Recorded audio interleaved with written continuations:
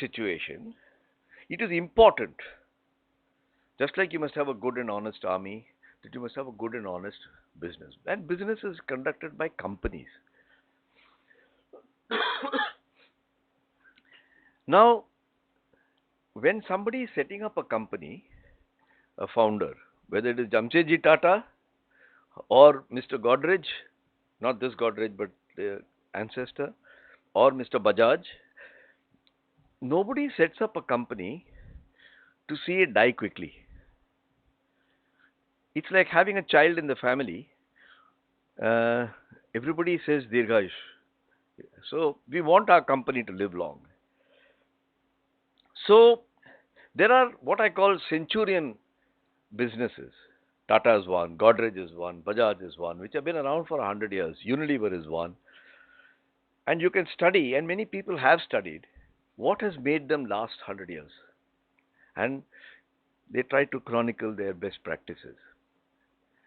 I asked a different question. I call them Gen C companies, like Gen X and Gen Z and so on. Gen C companies, centurion companies. There are lots of lessons to learn. Sometimes the discourse or the narrative is that these old companies are all fuddy-duddy and gone. Oh my God, Tata is a big bureaucracy, Godrej is like that, Bajaj is like that. Frankly, they are giving you your roti and your dal, amongst others. But there are what I call Gen L companies also. L meaning liberalization. So instead of taking 100-year companies, if you take 50-year companies, which of them is worthy of being called an institution or looks like it will become an institution? That's the question that was bothering me. So, in one of my discussions, I hope I've established to you that business as a whole and companies as a whole are very vital and important in social and economic growth. And it is important to now discriminate amongst companies so that we can create an iconic standard, not by getting awards in some um, awards function, because as soon as they give an award, within 2 years that company falls to the sword of some chartered accountant somewhere. And it's actually dangerous to get an award and be on the front cover of a magazine because you seem to, something happens after that. I'm talking of people who have survived and weathered all of that. Red Fort has survived, 400 years. That's a very different thing from the building where you're living, where it starts leaking every time the monsoon comes. So there's a big difference. And it's nice to have more Red Forts, more Taj Mahals amongst the business community. That's my basic point. So if I've told you what is a institution and what's a institution building and why it is very important, I would like to tell you a little bit about the research project that I'm involved with right now. And this happened because one day in SP Jain, which is a very fine management institute in Bombay, I was just sitting and chatting with the faculty. And I said, what is the difference between an institution and a company? And various people said various things, as you can well imagine. And the debate went on. When you put 5 academics into a room, you'll get 50 different opinions, which is all a positive thing. And we said, can't we do something about finding out? And we undertook a journey. And the journey is now coming to a certain logical end. And I just want to briefly tell you what it is, because that is what is the theme and the subject of what I was going to talk about. I said, you people are all academics with PhDs. I'm not. So can you study all the existing literature and find out what academics have said about institutions? And sure enough, they were very good at this kind of stuff. They researched it because Indian management research is rather thin. And one of the things I'm trying to do is let's research, not just keep quoting American examples all the time. And so we got a body of knowledge, which we then analyzed and classified. And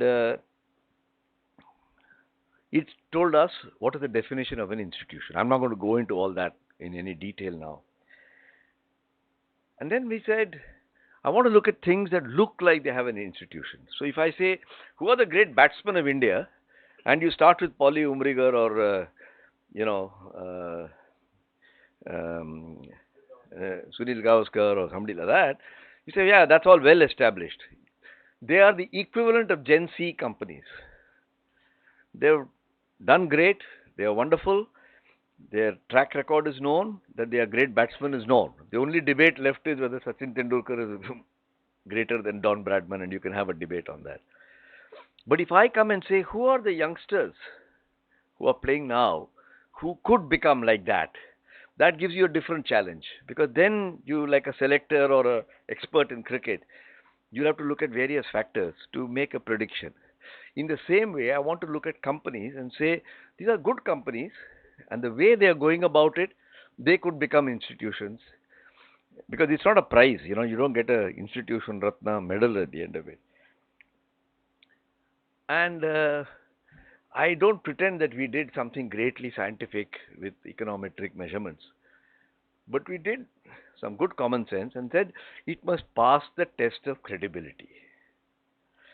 And so we said it must be a company that has grown well, it has created jobs, entered new industries, it must look like it's got long life, it must have a sense of ethics, which doesn't mean it is perfect, but it is not so imperfect that it's in the news all the time or a regular visitor to NCLT.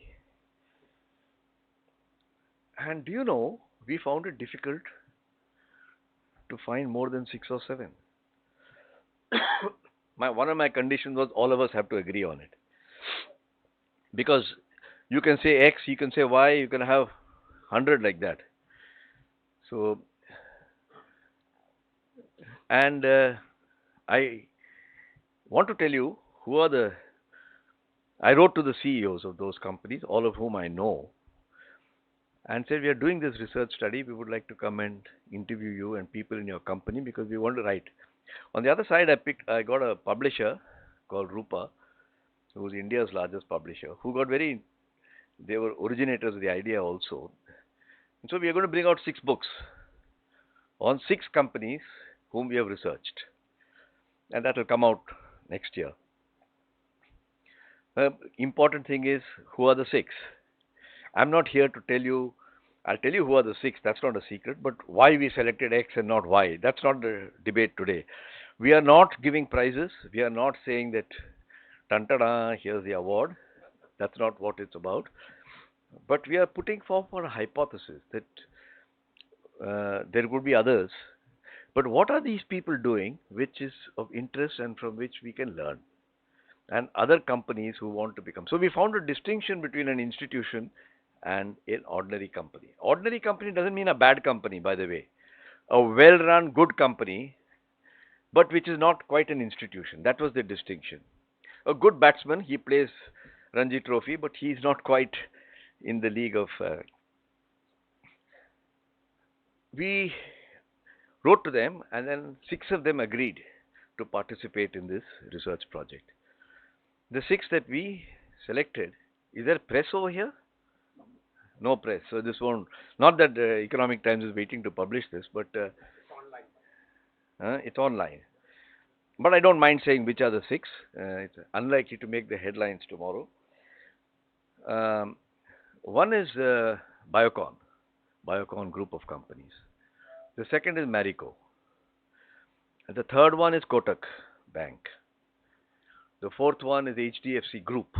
I'm not talking of the bank alone, but the bunch of institutions. The fifth one is Larsen and Toubro.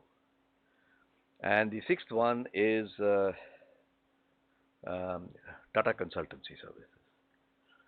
Now, are there more? I'm sure there are more. And this research project can continue. So anybody left out doesn't mean that he's out of it. But I'll tell you the 6 we selected through an imperfect process. All of these are imperfect processes. And we found there are 6 academics who agreed to co-author the books with me. So there are going to be 6 books, one on each. And it's about the institution and not the iconic leader that they've had. Because there are too many books about the iconic leader and his contribution that he's after God created Manu, he created people like them. That's not the nature of the book that we are writing. These companies together have accounted for 2 million direct jobs, 10 million indirect jobs, and the market capitalization, which is about 30% or 20% of the BSE total market cap. BSE total market cap on a particular day when I asked for the information was 140 lakh crores, and these companies alone were 30 lakh crores. So they are not a insignificant part. I've left out Hindustan Levers and Tata Steel and so on for the reason that they are Gen Z companies. So we had a 5-step process. The first is literature search, which I have discussed already. The second is we had to have a hypothesis. In research project, you have a hypothesis, then you go and get the data to see whether it fits. And out of all that academic research that was done by my colleagues, we found something which we have now branded. I don't think I would say IP, that's too big a word for it, as the MBA Grid. MBA doesn't stand for Master of Business Administration, it stands for Mindset, Behavior and Action. There's a Mindset, Behavior, Action Grid. And what the literature told us was the people who build institutions, I didn't want to keep calling them IB, so I used the word shaper because that's a more expressive word. People who build institutions I've called shapers. So I'll use the word shaper, and the other one I'll call a leader. He runs a good company. Maybe a bad company, in which case there's nothing to discuss for us. There's a difference between a shaper and a leader. And what is it that he does? It is not about the individual. Has he institutionalized it? Even after he's gone, will it happen? Now, in the case of a Tata Steel or a Levers, you can say they've been around 100 years. They've had at least 10 different CEOs. They have been able to institutionalize. Here, you may say, we'll have to see what happens. But we are not judging people. So we put down and said there seems to be a good possibility that they will have successors. Then we went to the companies and we had this MBA grid in front of us and we populated it through the data. So it's very much like having a risk management framework, to use your language, and then going and finding out what are the risks and then putting it, classifying it into high risk, low risk, probability of happening, all that stuff. And then we put together our research findings and we are going to convert it into 6 books, which will say this is what they do. So I'm deliberately not using charts because the whole day we keep seeing charts and they dull the brain, in my opinion. Just imagine an x-axis where you put 3 levels of management. Levels meaning not that way, but 3 types of. One is a manager. A manager is a person who takes instructions and carries it out efficiently. That's what you do for the first 5-10 years of your career anyway. Then you may become a leader. That's the next step. And the leader is a person who puts together conflicting functions, finance, marketing, technical, and tries to run a company. And then comes a shaper, who is really building a Lal Killa and not just another little building. So there's manager, leader, and shaper. All of them are necessary. You start your life as a manager, you become a leader, some of them become a shaper. And on the y-axis, we have put the 3 types of activities that these people do. A manager is usually intervening. There's a problem, he tries to help to solve it. You need a new distributor, he intervenes and he tries to appoint a distributor. The next level after the intervening level is